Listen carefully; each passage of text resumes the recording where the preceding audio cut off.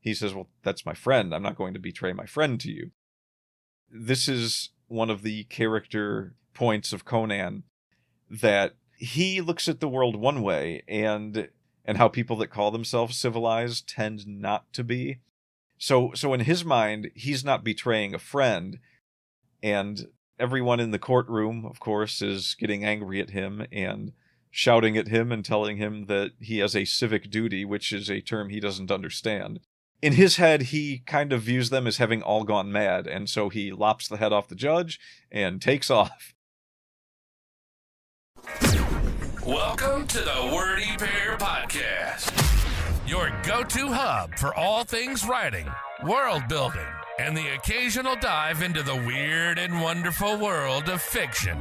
We're breaking down the barriers between you and your next great story. Whether you're a seasoned scribe or just scribbling your first sentences, we've got something for you. We'll be discussing everything from crafting compelling characters to dissecting the good, the bad, and the downright bizarre in the world of fiction. Okay, this script says you guys are eccentric. Isn't that just a 3-syllable word for weird? No offense. So, whether you're in need of inspiration, a good laugh, or just a couple of weirdos to keep you company on your writing journey, you're in the right place. Thanks for tuning in to the Wordy Pair Podcast.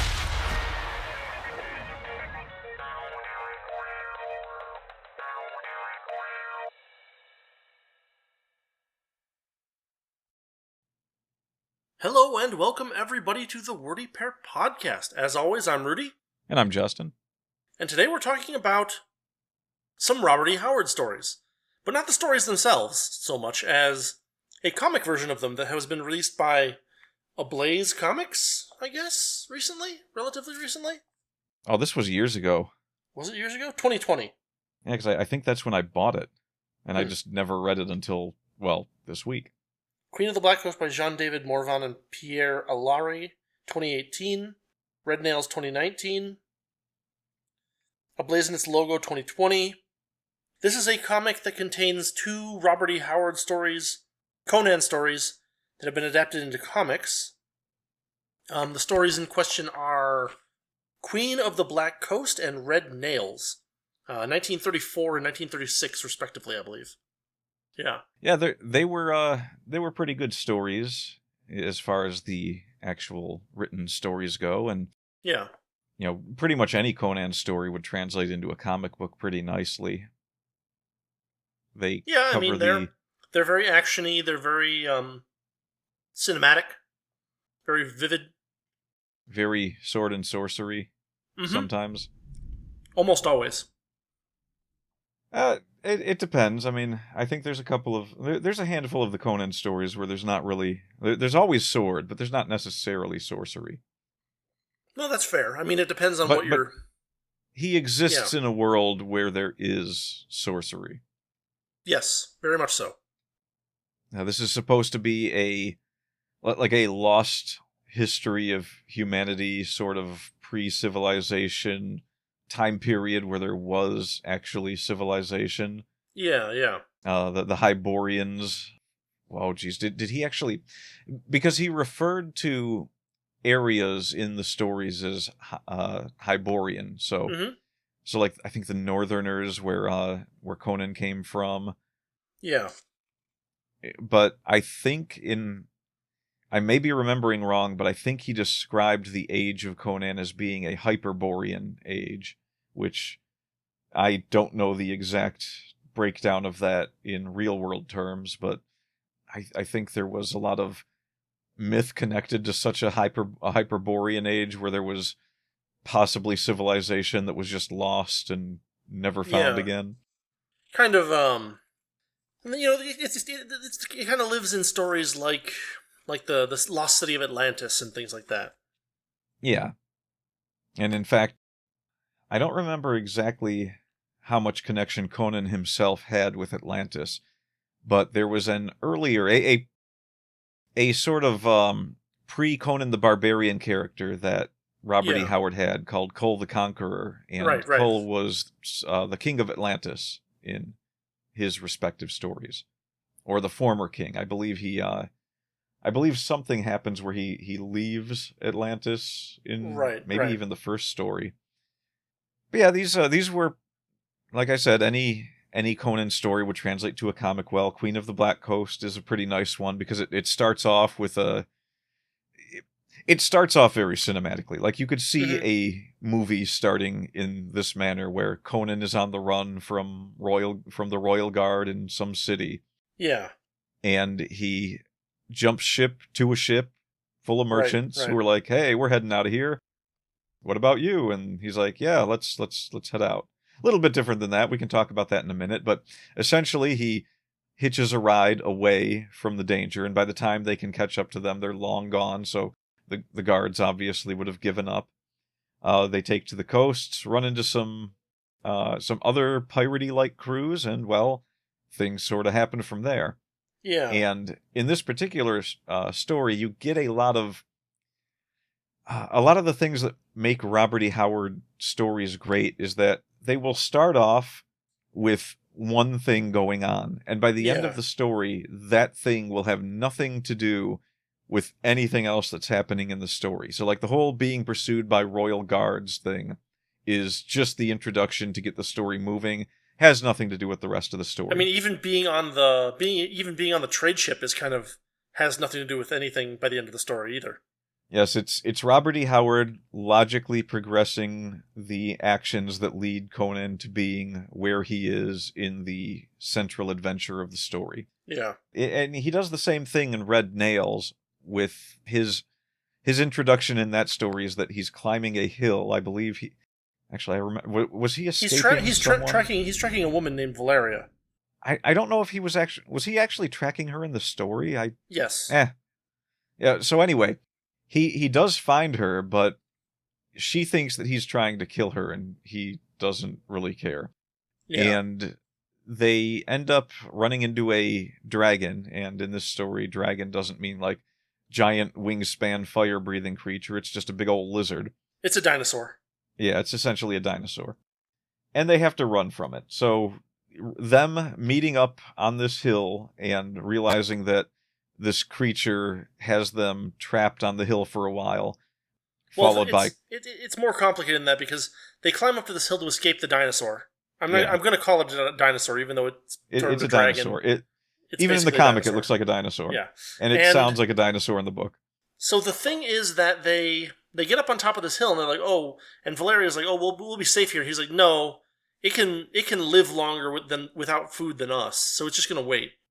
And if we come down, it'll catch us, and we're actually kind of screwed up here because there's no way for us to get down. It can trace our scent. It's faster than us, and it knows that we're gonna need to get off of this hill eventually. So Yeah, the goal is now to figure out if they can find a way off of the hill and or take out the dinosaur, which they do indeed figure out a way to do that. and what's nice about this one is it's a little bit more involved in the story, the way that they end up where they end up. But in that story, they are kind of just they're in the middle of this adventure with a dinosaur, and that kind of has nothing to do with the rest of the story. They end up fleeing to a temple Pretty much. city where you get a little explanation of why there's a dinosaur out there in Yeah. that part of the story. But essentially, them getting trapped by this dinosaur and having to escape is what leads them to the main focus of the adventure. So Right. he does that a lot in his stories. I could probably rattle off a few different scenarios, but it's a good way to bring you the see hero. it a lot in like what's his name too? Lovecraft.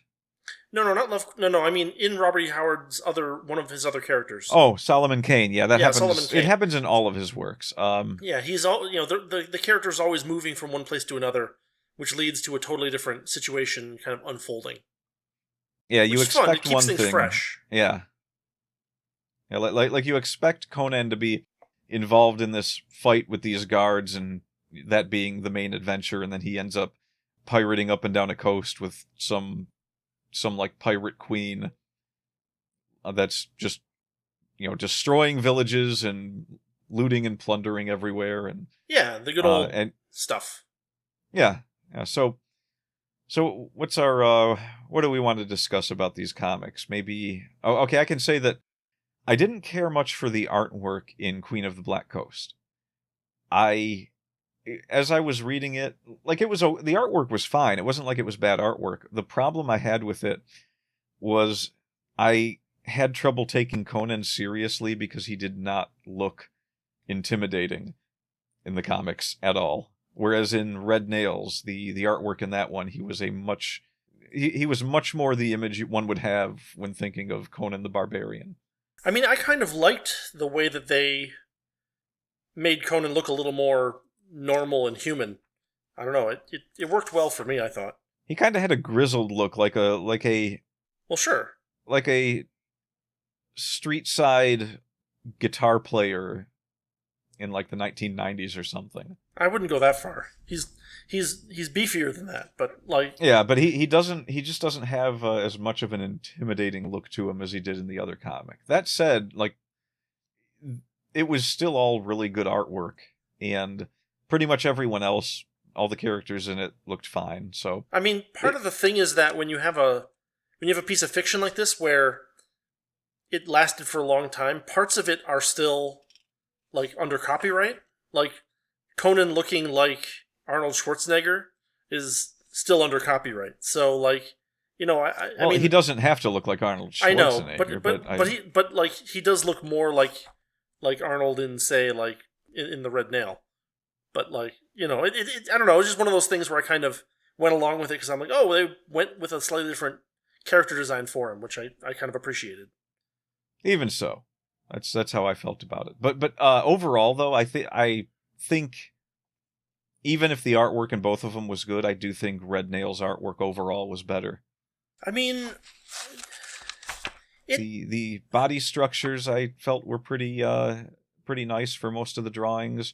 They did the expansive Queen of the Black rooms. Coast is a little bit more cartoonish. It's a little bit more, you know, it's like those Tartarovsky cartoons, like yeah. It's got a bit of like Samurai Jack in there or something like that. Whereas Red Nail is a lot more like traditional comic book, yeah. Yeah, traditional, like not traditional, like really traditional comic book, like really old school, like maybe even like 70s kind of stuff, maybe even earlier.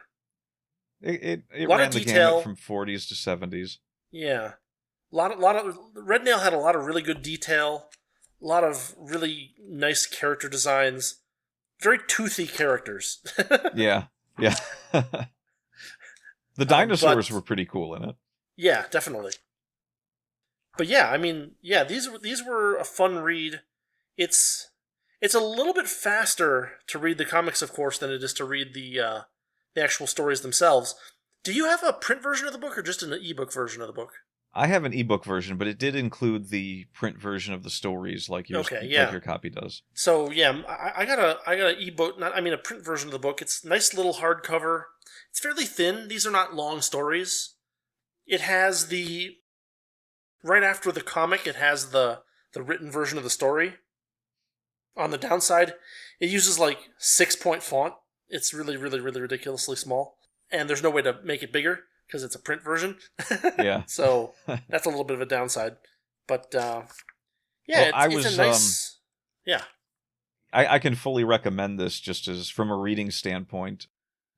I was reading on like a 14-inch tablet. I've got one of the really nice Samsung ones, and yeah. You know, if you have like a Kindle size or maybe even a bit bigger, like the like mid-range Apple iPad.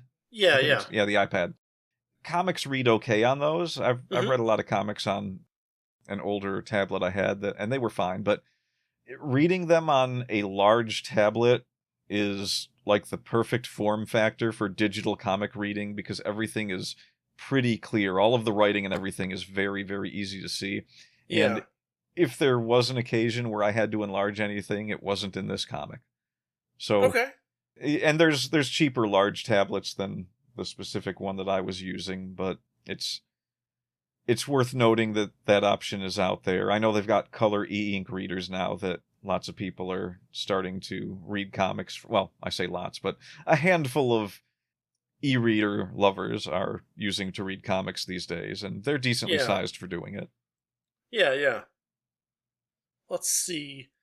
Should we talk a little bit about the plot of these stories in a rough way? Yeah, we can. I'm going to go entirely off of the comics because I did not read the text versions, but I read them all a long time ago. So Yeah. they're a little fresh in memory, or not. They're a little rusty in memory. I mean, but Right. as I was reading the comics, I was like, oh, I recognize this. Oh, I recognize Yeah. this. So I mean, I reread I reread Queen of the Black Coast, but I did not reread the text version of Red Nails because it was too small. It's kind of interesting. I think the text version of, if I'm remembering correctly, I think the text version of Queen of the Black Coast I liked better than Red Nails, but the comic versions, I think I liked Red Nails better. Okay, yeah. I mean, there's a lot more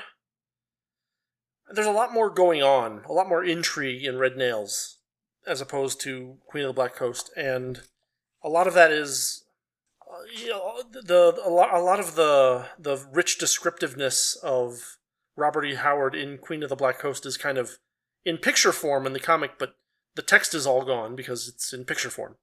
And ideally, a picture is worth 1,000 words, but realistically, it's never quite that efficient. Well, I think that a touch of the murderous, pirating, seaside romance that Conan experiences with the Black Queen is lost in the comic just a bit. There's like a couple of scenes where it shows them being close, and the way it ends, he kind of just has to go, because that's how Conan is. He just goes along with whatever hand fate deals him, and he works his way forward from wherever he is in that moment. I think, it was Queen of the Black Coast. That was the story where he gave a little bit of the insight into how his people look at their god Crom. Where it's just like, he's some dude up on a mountain somewhere. He does not give a crap one way or another, so we don't really invoke his name very often. In fact, it's probably better that you don't bother him. Yeah. Yeah, there's more detail in the book, in the written version, of course. Yeah. But like the intimate romance that him and the Black Queen have in the story is a little bit watered down in the comic. It's there. Yeah. It's obvious that but it dives into it so quickly that you don't get a sense for, it's like, oh, this is actually a way that Conan seems to just be living his life now. Yeah, until the events unfold later on. Yeah, I mean, in the written story, they mention a couple of their conquests. Howard describes them in a moderate detail, and kind of shows that Conan has been with this group for a fairly long time before they actually reach the Black Coast, or whatever this place is called. And it's kind of it's very quickly kind of glossed over in the comics, and you don't really get a feel for Conan having actually spent much time there. It's a lot more abrupt. Now, that said, they do have their usual eldritch run-in at the end, where they come across some long-dead city that apparently housed a bunch of humanoid flying creatures, or humanoid creatures with wings that were somewhat luminescent, I guess? Yeah. I don't remember if they were in the story. I vaguely feel like they were, though. They were drawn luminescent, I know that. Yeah. And apparently they had all died off except for one, and the story kind of went that they had all gone mad, and the one that was left was one of the mad ones, and it had transformed into a kind of beast. Yeah. Very Solomon Kane in that regard. Very Lovecraft, actually, too, I thought, because... Yeah, well, Solomon Kane was also... It's very, mankind left to its own devices in isolation will degenerate into all kinds of terrible monsters, kind of thing. Yeah. And not in the psychological sense. I mean, like in the physical sense, right? Like right. Lovecraft's first published story was I'm lost in a cave and I found a thing that once was a man. Right. So it's less than a generation. But yes, we discussed that in our Lovecraft episode. Yes, indeed. One of our Lovecraft episodes, I guess. the story of the Black Coast is a good one because you do have that constant shift from one adventure to another. First, he has this great story at the beginning where he talks about how he was in a bar, we'll call it, with some friends, and a captain of the guard was messing with one of the guards' girlfriend, essentially, and so the guard slew him. Yeah. And they took off, and since Conan was with them, he was taken in and questioned by a judge. And essentially he's on trial, and they're asking him where this person is, and he says, well, that's my friend. I'm not going to betray my friend to you. And this is one of the character points of Conan, that he looks at the world one way, and he kind of looks at how civilization and how people that call themselves civilized tend not to be. So in his mind, he's not betraying a friend. He might concede that his friend had committed some kind of crime, although I'm sure... in the story, he's like, this. I don't know why this is a crime, but... Yeah. Apparently, yeah. But he... let's say that Conan did look at it as a crime. He would still look at it as, well, he is also a friend of mine, though, so it's your job to find him. It's not my job to tell you where he is. Right, it's a code of honor, yeah. And everyone in the courtroom, of course, is getting angry at him and shouting at him and telling him that he has a civic duty, which is a term he doesn't understand, to tell them where he is. And so in his head, he kind of views them as having all gone mad, and so he lops the head off the judge and takes off. And grabs a horse, steals a horse. Yes. But I mean, it's a little bit accurate to the way Conan operates, because he is often in situations where he is amongst the mad, and he is seeing madness unfold, and the way that he handles that is to fight his way out of the madness. And it's no different in a court of law for him. These people have all started to act in a way that to him is mad. So he kills his way out of it and runs away from it, and takes whatever cards fate deals him from there. And in this case, it was to end up on a merchant ship that gets attacked by pirates that are headed by the Black Queen, and so he joins the Black Queen. I don't think the comic portrayed very well what happened to the rest of his crew. No, there's a good there's a decent amount of couple of paragraphs in the written story that kind of show the fight between his merchant crew and the pirates. And he actually does he spends a lot more effort trying to get the merchant people to survive in the written story than in the comic. We have one line from Conan saying, grab your weapons and take a few hits at these dogs before they cut your throats. And we have the one frame shot of the captain who he just befriended getting shot through the heart with an arrow. But in the story, we have a good 6 or 7 paragraphs where he's running around the decks. He's trying to tell the people who are down at the rowing stations to come on up, get weapons, all hands on deck kind of thing. It's a lot more detailed in the written story. Guys, you're gonna die, guys. Yeah. So he ends up with the pirates, essentially. And well, it's a weird thing, right? Because they're in the middle of this melee, and suddenly the Queen of the Black Coast notices him, and it's like this weird. I wouldn't call it like love at first sight thing, but it's something akin to that. And she's like, "Oh, we're not gonna kill you. You're gonna come with us," kind of thing. And he's like, "Yeah, okay, I guess." The man who was my friend, who was the captain, is dead. All of the merchant people are also dead. I'm the last one fighting here. I guess there's no reason for me to keep fighting. Yeah, Conan's he's got a straightforward outlook on a lot of things, and it's part of his character that got lost in translation between the actual original stories and his resurgence in the 1980s. Mm-hmm. Some of it was there in... I think I only ever saw the first Conan the Barbarian Barbarian movie. It's done well in these comics. They captured Conan's character for the most part spot on, and they did show a lot of the most interesting things from each of these stories. So even though I kind of look at it and it's like, okay, there's a couple of things that I probably would have added. I get why, you just got this short comic you want to run. You've got a page limitation. Yeah. It's good. It's very well done.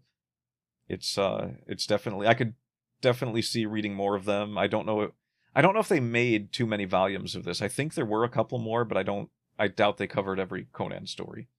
Because there were like 100. I mean, almost certainly not.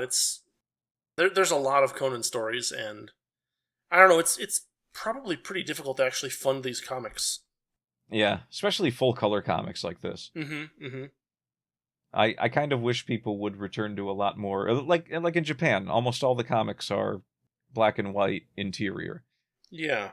And they're able to crank these things out, in the thousands. So I know that artists like to give their best work and show off like this. And in the case of this comic, especially just like a handful of really good full color comics is awesome. Yeah. But Conan the Barbarian is definitely deserving of a very large, like try to do practically every story comic run. And that would be fine in a black and white format. Yeah. I'm looking at the back of this.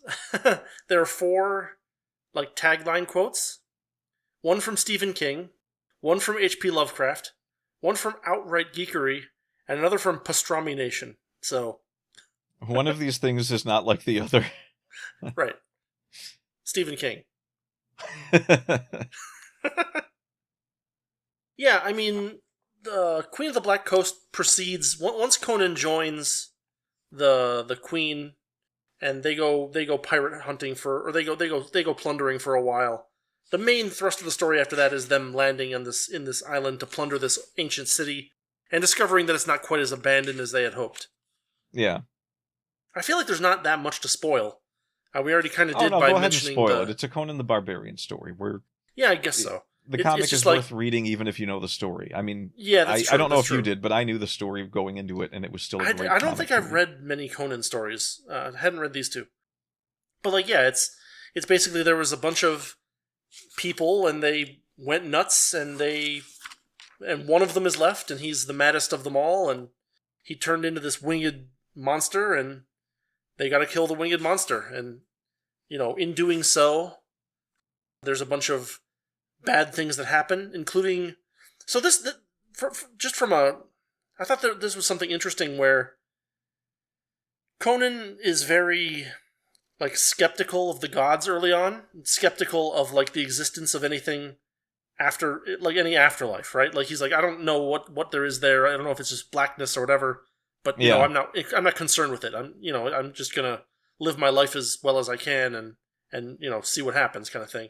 And one of the elements of this story that I think is kind of interesting from a literary perspective is that he gets firsthand physical, real evidence that there is something in the afterlife, because while he's fighting with this thing, he's almost killed by it, and there's a flash of light, and the Queen Bellet appears, and she she distracts the creature for a few seconds, just long enough for him to rally and fight back and win. So I thought that was kind of a nice little element of the story, kind of a thing where Conan says, oh yeah, this is what I believe, and then his beliefs get tested later on, kind of thing.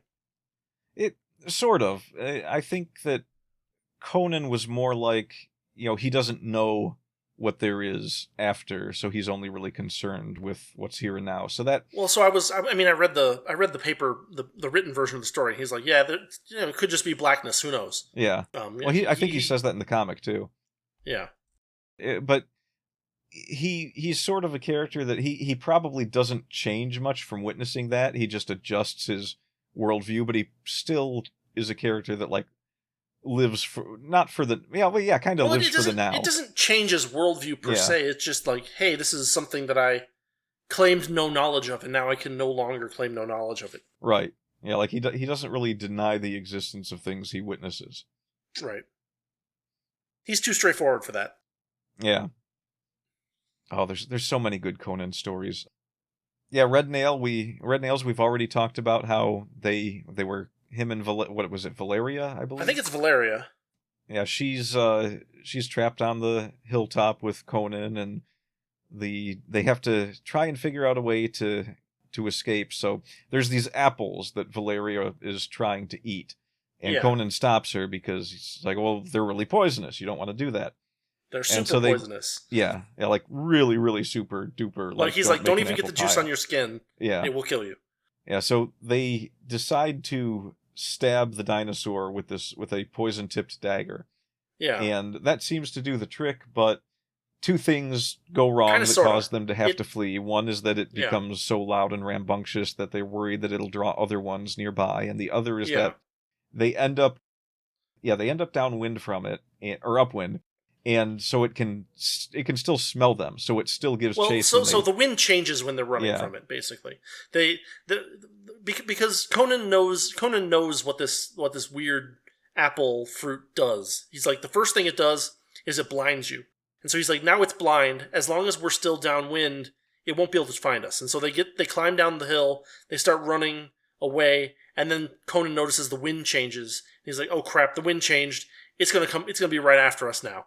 And indeed, here it comes, charging blindly at them.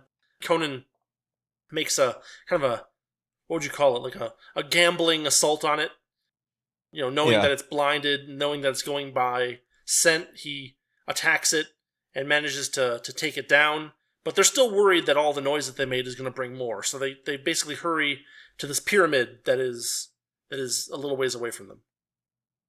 And that's and now the story changes entirely again, because now the rest of the story takes place inside the pyramid.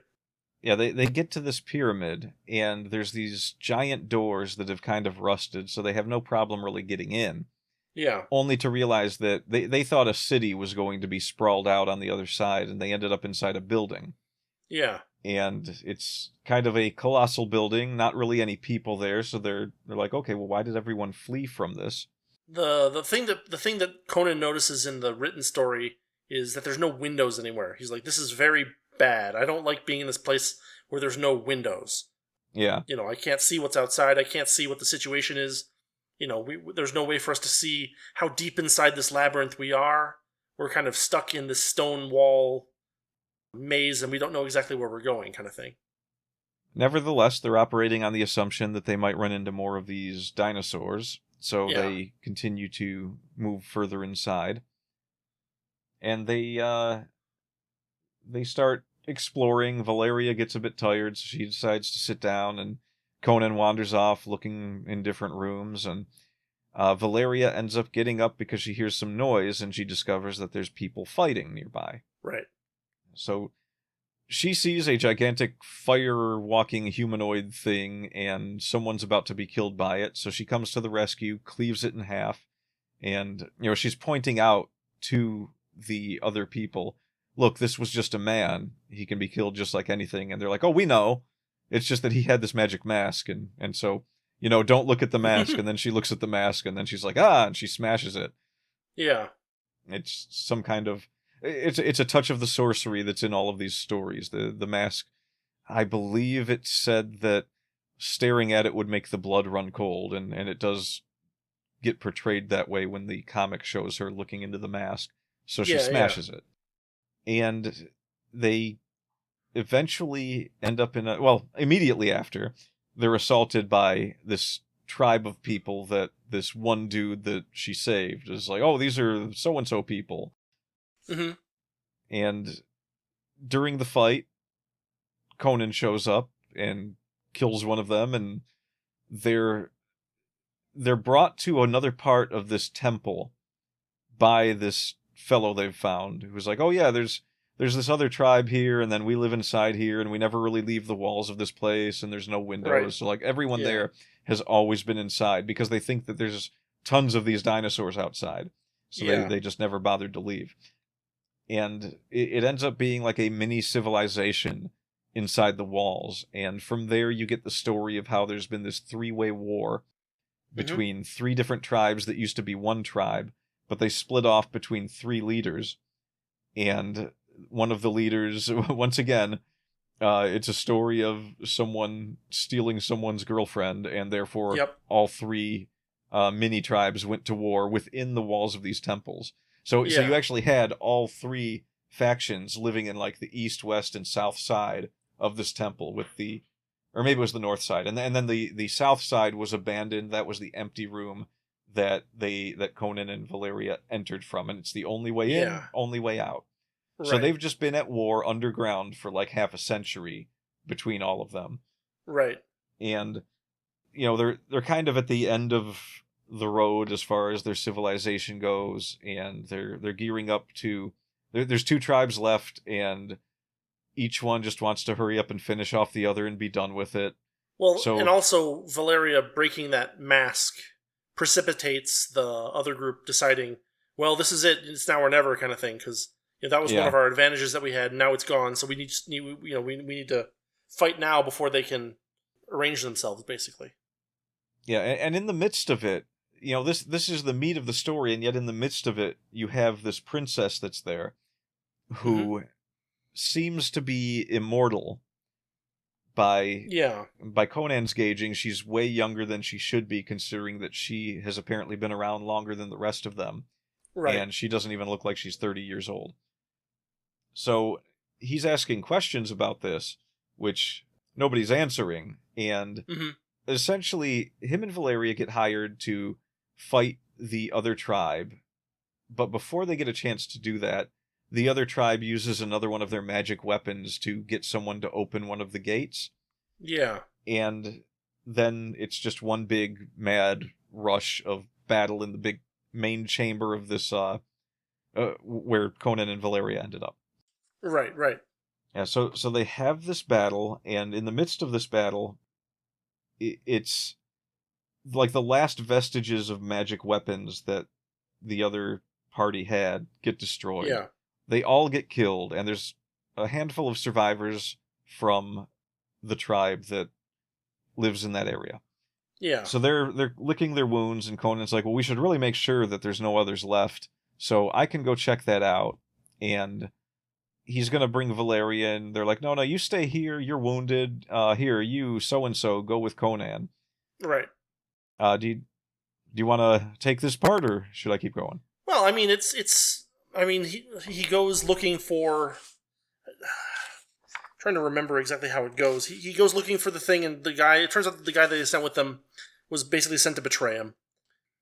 And it's a weird reason that he gets betrayed, too. It's different than... it's a very different reason than you get in a lot of these stories. A lot of times it's just something much simpler, like, okay, well, we don't need him anymore, so just kill him. And there's not really a strong reason to do it. Yeah. But here, the motivation for killing Conan is actually an incredibly strong reason. It's but yeah, go ahead. Well, I mean, or a compelling reason, I should say. Yeah, so Conan of course, the guy who got sent with Conan, even though he tries to stab him in the back, Conan figures it out and beats him and kills him. And, the guy, in his dying breath, the guy tells Conan that this queen, who is younger than than she looks, or who's older than she looks, she takes the life and the blood of young women in order to keep her own youth.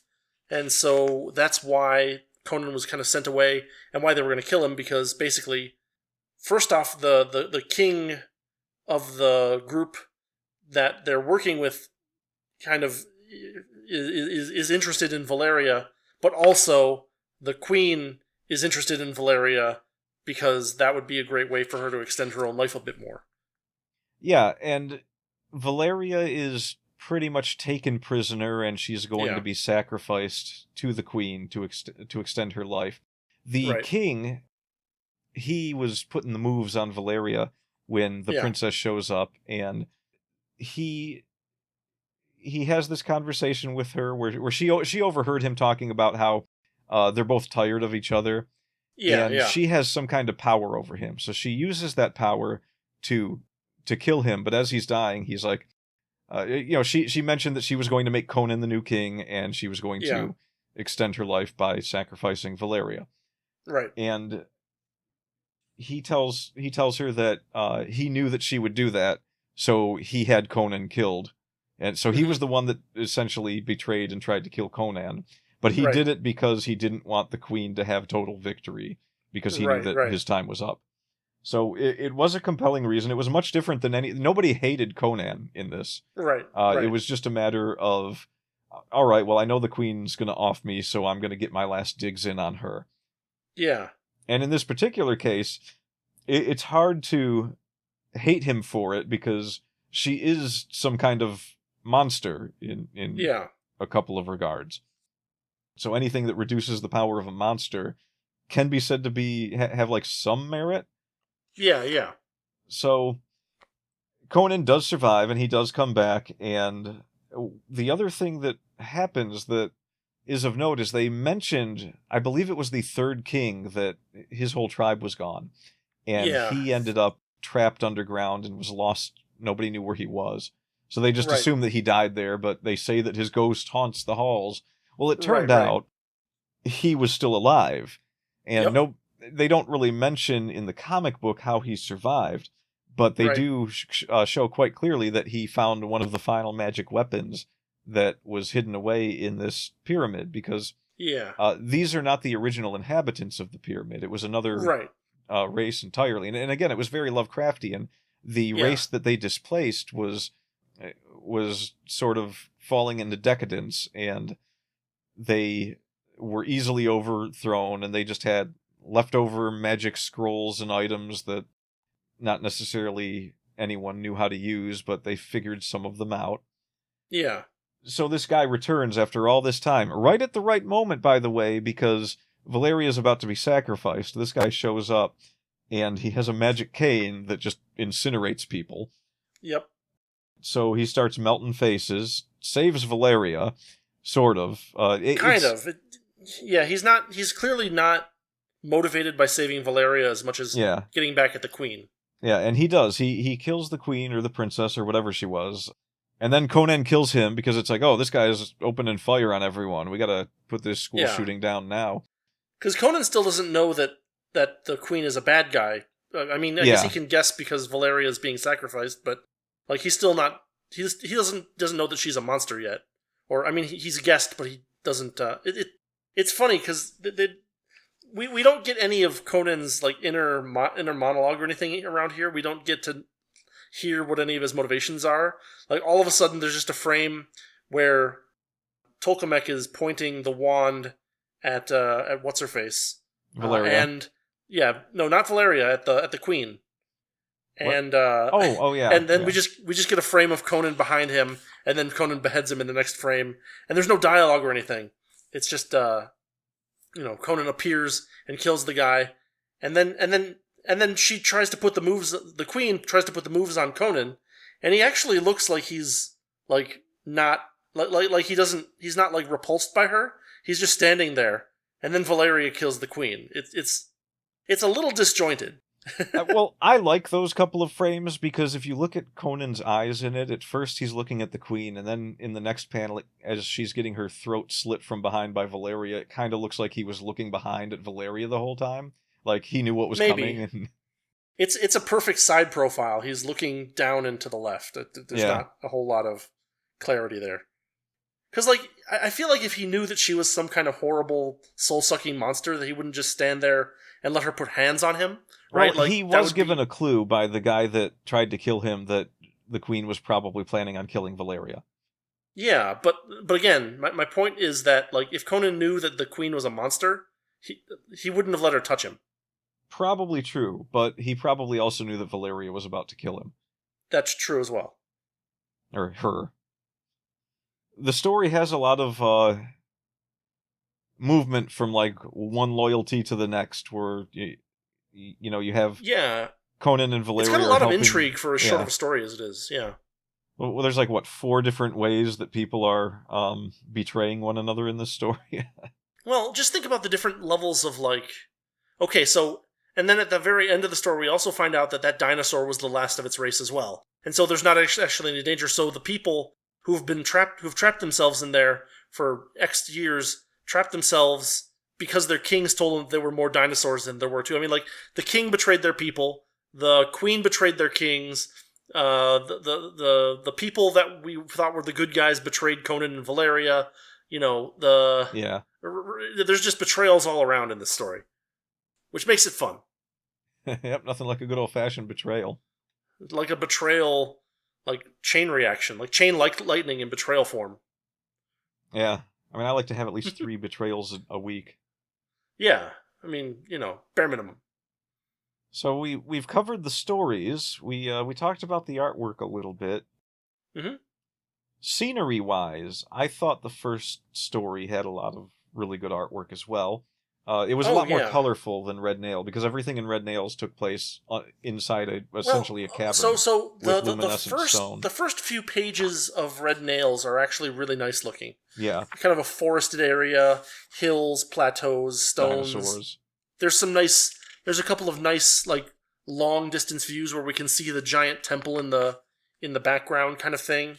There's a lot of the first third of Red Nails, kind of background artwork is really nice. But I mean, just the way that Queen of the Black Coast operates, there's just a little bit more variety to show in the backgrounds of that story as opposed to Red Nails. Yeah, so we get a little bit more of that. They move from the city to the ships, sea to the jungle to the jungle to the back to the ship, back to the jungle. It's another interesting thing that happened in the Black Queen. Mm-hmm. The way that when they got to the empty city, even after they discovered that there was some danger, it didn't seem like a great danger at first, and Conan was the only one that was like really on guard about it. Yeah. Because the queen was like, all right, well, we'll grab a bunch of treasure, Conan, you go back to the boat, and no, she was grabbing treasure to go back to the boat. Conan was going to find water because they couldn't drink the water they were sailing in because so what happened is that they all left the boat because they thought they were alone. Yeah. And then the flying monster went and attacked the boat, and they're like, well, there's no one there, it's probably fine. So they go back to the boat, and they're like, oh, it's intelligent. It destroyed all of our water and food supplies. Yeah. We're in trouble. And so then Conan's like, okay, I'm gonna take 20 people to go find some water. You take the rest of them and see if you can't get some of this treasure, and then we're gonna get the hell out of here. Yeah. And it doesn't go very well. There was that one panel where it showed the queen like sort of greedily picking up treasure, like, we're gonna grab some of this stuff and get on out of here. And she was like a little bit more concerned with the treasure, which kind of was her downfall, because they did split up to gather this treasure and bring it back to the ship, and so when Conan gets back, everyone, including the queen, had been killed in a horrific manner. Yeah. For the queen. Probably for everyone, but she was shown quite horrifically killed. Yeah. And, of course, that meant that Conan had to fight this beast, and I don't know if we'd call... Do we call it vengeance in this story? Like, I know that... I remember when I read it, it seemed like it was... There's an element of vengeance to it, yeah. Yeah, but it also seemed like, all right, this thing just has to be dealt with, because... Well, I mean, it's not going to let him leave. He can't sail the ship by himself with this thing attacking him, so... Yeah. He's in trouble.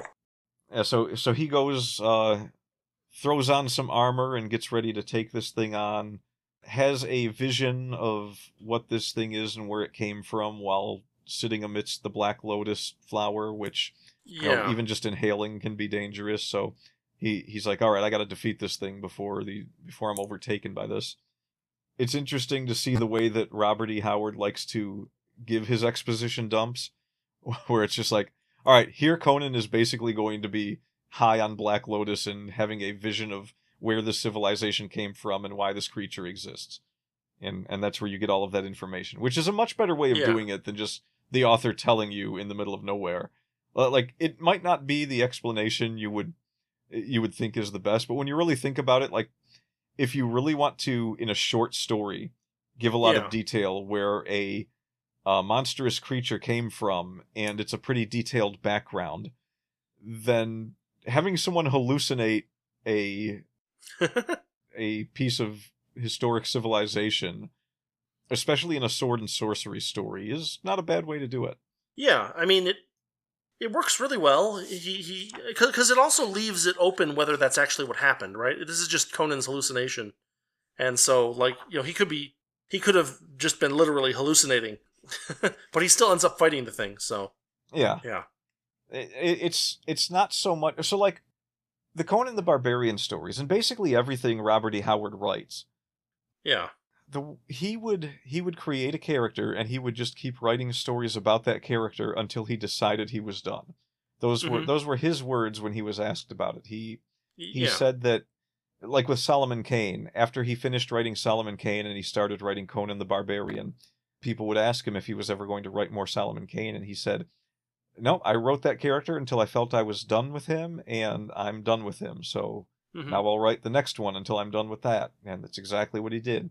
Conan the Barbarian, he had a lot of world building throughout the short stories that he wrote about him, and the way he did that a lot of times was eh, to create a situation like that where Conan is in the midst of this flower that has hallucinatory and degenerative effects, Yeah. and he's having a hallucination after being attacked, which means that, he's like halfway between life and death already.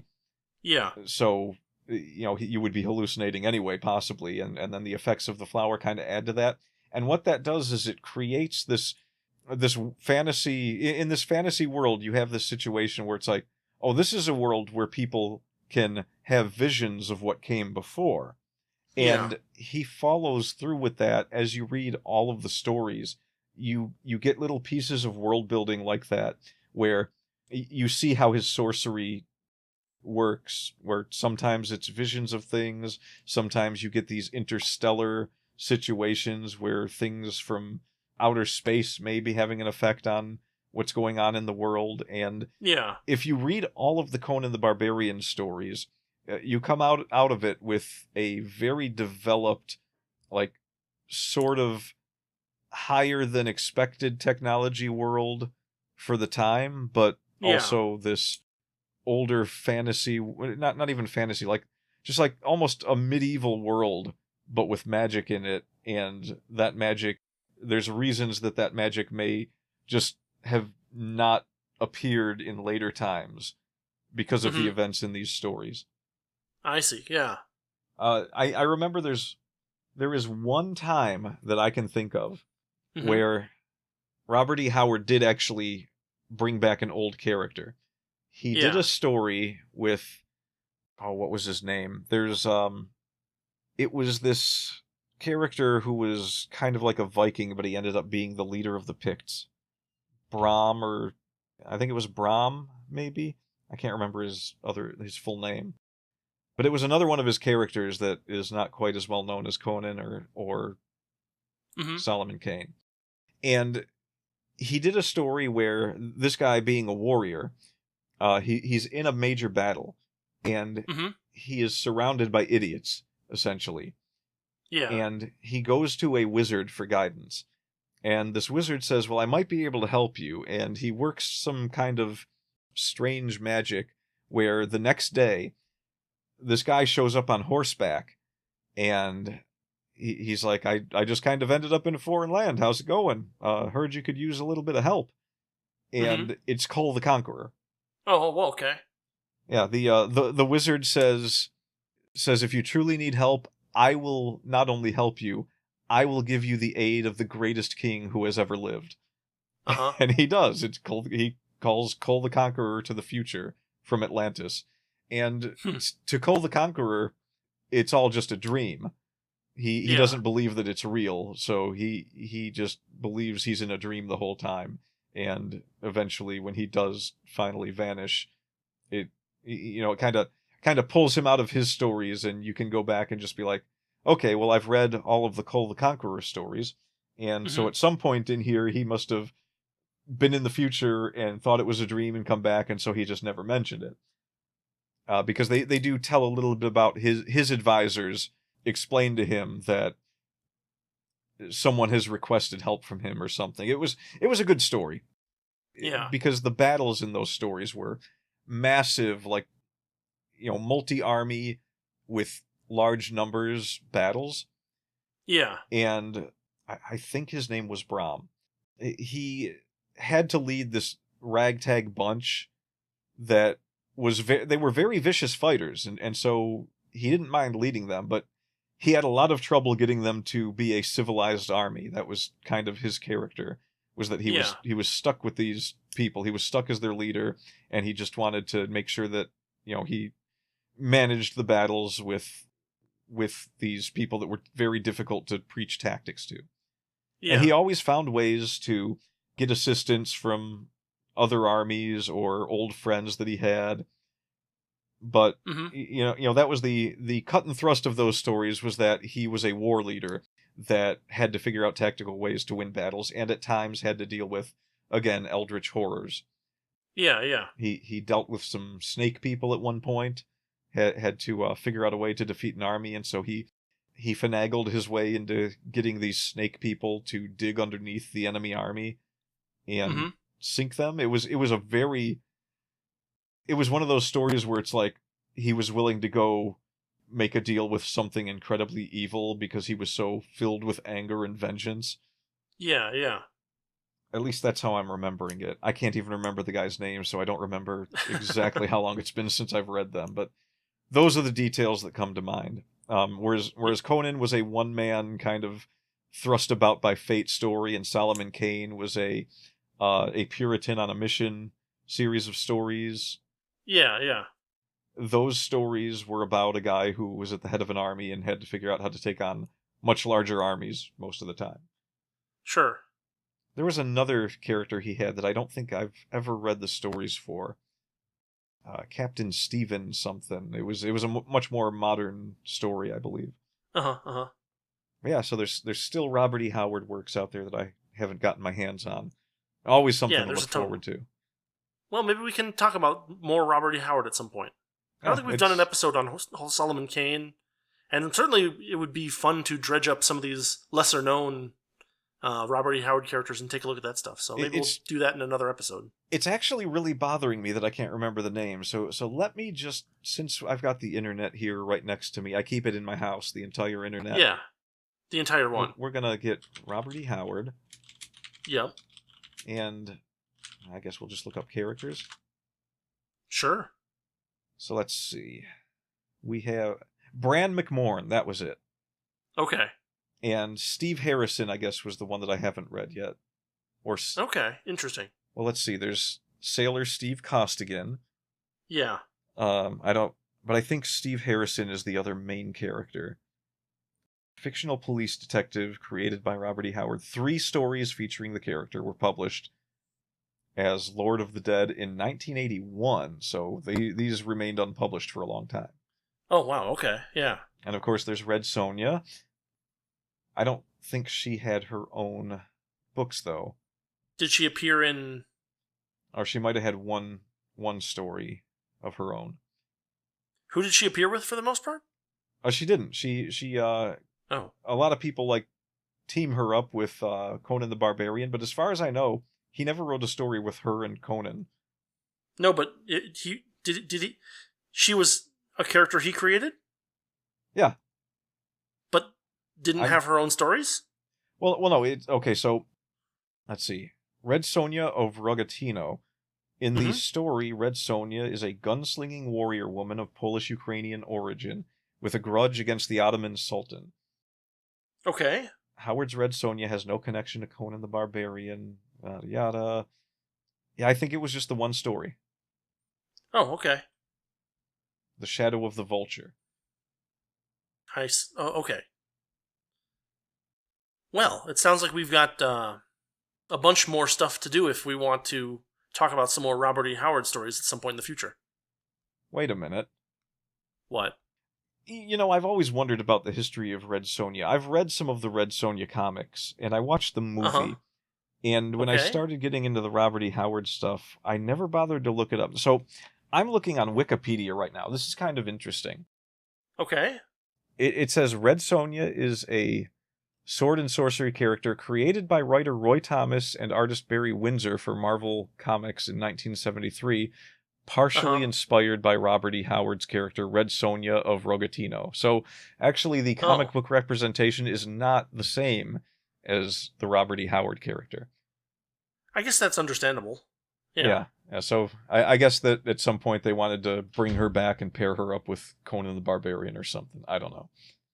Well, whatever works.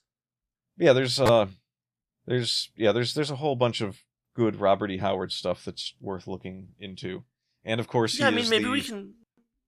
We should dig more into it, because a lot of this stuff, he's very well known for Kull the Conqueror and Conan the Barbarian and Solomon Kane modern times, but like his smaller, even Kull the Conqueror doesn't get a lot of attention these days, and his smaller characters get almost none. It might be worth actually going in and covering some of his older stories and less used characters. Well, he does. He did also create Thulsa Doom, who appeared in one Mhm. Conan story, and that was pretty much it. Yeah. And he didn't even really appear very much. He spent most of the time as a cat. But Oh. Thulsa Doom on his own he's the original Warlock. Like Warlocks as Mhm. a thing didn't really exist before Thulsa Doom. And of course, in the movie, Thulsa Doom, played by James Earl Jones, was nothing like the Thulsa Doom that was in that one story. But I mean, I'm pretty sure the word warlock goes way back before the early 1900s, but I could be wrong about that. the war what's the way to put it? Like the warlock necromancer kind of it's not warlocks. It's what's the liches. Oh. He's the original lich, not warlock. Well, I mean, there have been. I mean, liches are also an old style. I don't think You know, they are. I think they were actually Really? first named and created in Dungeons and Dragons, and I think that when they were placed in Dungeons and Dragons, the creators said that we essentially took Thulsa Doom and said, let's make it a thing in our our little fantasy game here. That's interesting. I'm a little skeptical, but it's interesting. Well, we have the internet here for a reason. Yeah. So, Lich origins. Let's see. The literary lich developed from monsters found in earlier classic sword and sorcery fiction, which is filled with powerful sorcerers who use their magic to triumph over death. Many of Clark Ashton Smith, several stories by Robert E. Howard, such as the novella Skullface and the Scarlet Tears. So yeah, so they essentially came about because of that era's writers, like Robert E. Howard and Clark Ashton Smith. And the term is an archaic word for corpse. Okay, yeah. Interesting. I don't remember where I picked up that little bit of information. I was reading a bunch of stuff on Thulsa Doom because I was wondering if he was in any more stories, and it turned out that he wasn't. But apparently he was the basis for the Dungeons and Dragons Lich and Skeletor. Good old Skeletor. Yeah. Well, Skeletor is like a one-for-one for what Thulsa Doom was originally envisioned as. I mean, he was described as like a weird skull thing at the end of the story. Just very briefly, like just the shadow of an image, if I'm remembering correctly. I mean, I only see Skeletor as a comic character at this point, so that ship has sailed. Yeah. Liches in general are not comic characters. Skeletor is a comic character.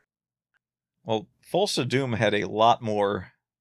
He was used a lot more in the Conan comics and yeah. Of course, the movie and everything. I don't know why that one character stuck out so much more. I mean, maybe because he was such a dangerous foe that Conan faced, and one that had a lot more potential to be something far more dangerous than he was. Yeah, yeah. But yeah, this, just the constant backtracking and looking at how influential all of those old authors were in modern pop culture. Mm-hmm. So it's a little insane, really. Just between the superhero influences of The Shadow and the sword and sorcery influences of Robert E. Howard and all of the horror influences of Lovecraft, there's just... And the science fiction influences of Philip K. Dick. Yeah, which, by the way, we have to issue a correction there. Yeah. I forgot what the name was of the author that you mentioned, but... Anatoly Dneprov. I actually put in the... So we recorded earlier this week. It was a while ago we recorded it, but I was just working on the... we did an episode where we talked about All Systems Red and comparing and contrasting it with Do Androids Dream of Electric Sheep and Blade Runner. And you mentioned that your favorite Philip K. Dick story was a story called Crabs Take Over the Island. And we describe it in that episode in pretty significant detail. And then after we were done, when I was working on the episode editing, I looked up the story because I'm like, oh yeah, let's link to it or something. And it is not at all a Philip K. Dick story. It is written by a Soviet author named Anatoly Dneprov, but it's still a good story. So at this point, it'll have been a couple of weeks ago. I think that the name of the episode is something like looking at different sci-fi replicants versus murderbots or something like that. Yeah, murderbots versus replicants, or yeah, something like that. Yeah, murderbots versus replicants. And if you go look for that, you will find about 28, 29 minutes in the description of Crab's Take Over the Island. I have been telling people for the past 20 years that my favorite Philip K. Dick story is Crab's Take Over the Island, and wow, how did I get that so wrong? I mean, I got to check the book that I have. It's bizarre. I've got it in a short story collection. Maybe it was just right next to a Philip K. Dick story, and so I looked at the wrong author name when I was looking in the index. Maybe, yeah. Because I mean, I looked around and I couldn't even find any Philip K. Dick stories that were even anything like Crabs Take Over the Island. So, this is either some kind of really bad typo in some anthology or some kind of false memory you've created or something. I don't know. Yeah. Either way, great story. Yes. And you can get a link to that story in that particular episode of the Wordy Pair podcast. It'll be in the YouTube description. But anyway, I guess we've worn out these two Conan stories. We may come back for some more Conan stories later. We may look at some Call the Conqueror or some Solomon Kane or some of the lesser-known Robert E. Howard stories. That sounds like it might be fun. But for now, we'll call this an episode. Any final thoughts? Keep your stick on the ice? Read Robert E. Howard. That's essentially the same thing. You can't be a studied person if you haven't. That's fair. That's fair. We'll just ignore the fact that he gave himself the old shotgun salute. He pulled a Hemingway. Yeah. He did it before it was cool. He was the hipster Hemingway. Okay, on that dark note, have a good weekend, everybody, and we will see you later. As always, I'm Rudy. And I am Justin. And we will have more stories falsely attributed to Philip K. Dick the next time. See you later. Bang. Thanks for listening to the Wordy Pair Podcast. Our passion is all things writing, world building, and getting into the weird and wonderful world of fiction. We hope you enjoyed our unique takes. If you did, make sure to like, rate, review, and subscribe to get your weekly dose of writing weirdness. We'll be back soon, but in the meantime, hit us up on Twitter. For Rudy, it's @Rudolph_Cone. And for Justin, @Ninja Mouse Chew. See you next time on the Wordy Pair Podcast.